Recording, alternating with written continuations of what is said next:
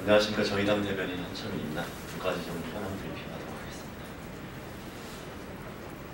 먼저 뇌물죄 적용 관련한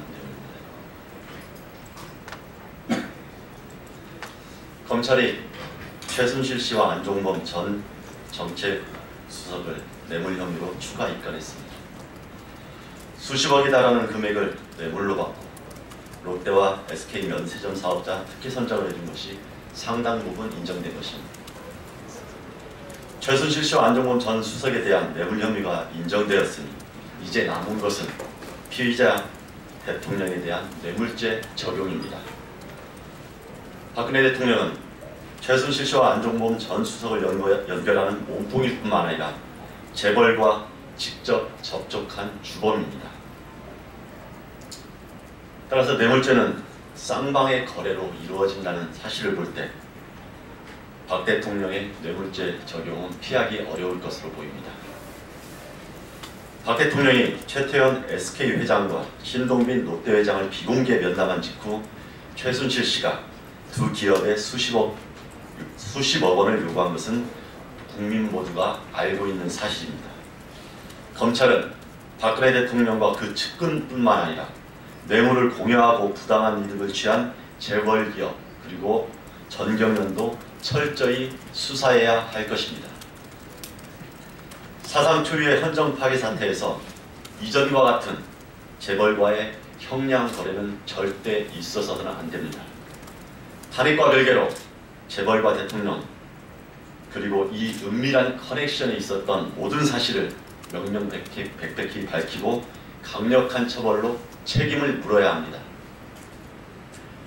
2014년 세월호 참사가 벌어진 직후에 박근혜 대통령은 적폐청산을 목 놓아 외쳤습니다.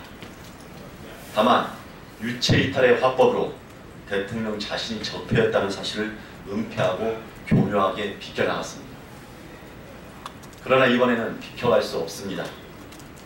박근혜 최순실 게이트가 바로 대한민국 적폐의 총체적인 결과라는 사실을 이제 국민 모두가 알고 있기 때문입니다. 국민들의 고통이 너무도 큽니다. 그 고통이 반복되지 않도록 이번에는 반드시 뿌리 깊게 박힌 대한민국의 적폐는 청산되어야 합니다. 그리고 그 시작은 박근혜, 최순실, 재벌로 이어지는 돈과 권력의 강고한 카르텔을 끊는 것이어야 합니다. 그리고 그 첫걸음은 바로 대통령의 제3자 뇌물죄 적용이어야 합니다.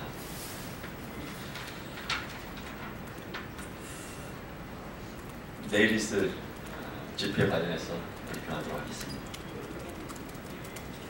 내일 또다시 박근혜 대통령 퇴진을 요구하는 대규모 집회가 광화문 광장 일대에서 진행됩니다. 어두운 역사, 암담한 현실을 끝내고 새로운 새날을 열어가는 역사의 현장이 될 것입니다. 그리고 내일 26일은 국민들이 대통령 자진 사퇴를 허용한 한계선입니다. 오늘은 대통령이 사실상 결단해야 하는 마지막 날입니다. 그러나 이런 현실에도 불구하고 범죄 피의자인 박근혜 대통령은 청와대를 벙커로 만들고 옥쇄에 들어간 상황입니다.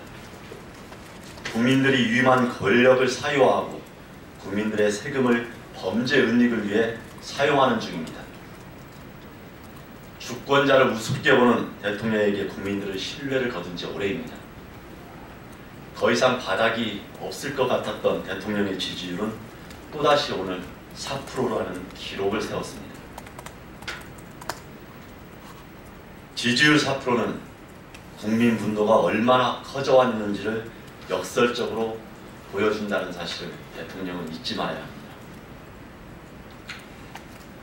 이제 박근혜 대통령은 과거로 향한 고개를 현재로 돌려야 합니다. 감은 눈을 뜨고 스스로를 가둔 몽상의 꿈속에서 나와 현실과 당당하게 대면해야 합니다. 버티면 버틸수록, 숨기면 숨길수록 대통령을 향한 진실의 칼날은 더욱 날카롭게 스스로의 폐부를 찌를 것입니다. 내일 수백만의 촛불이 광장으로 향합니다. 광장으로 향한 민심은 불 꺼진 청와대로 다시금 눈을 돌릴 것입니다. 역사의 현장에 정의당도 함께할 것입니다. 정의당은 대한민국과 국민들을 위해 대통령이 최악의 상황으로 치닫는 것을 원하지 않습니다. 오늘 밤 대통령의 관저가 고뇌와 결단의 7시간이 되길 간절히 빕니다. 이상입니다.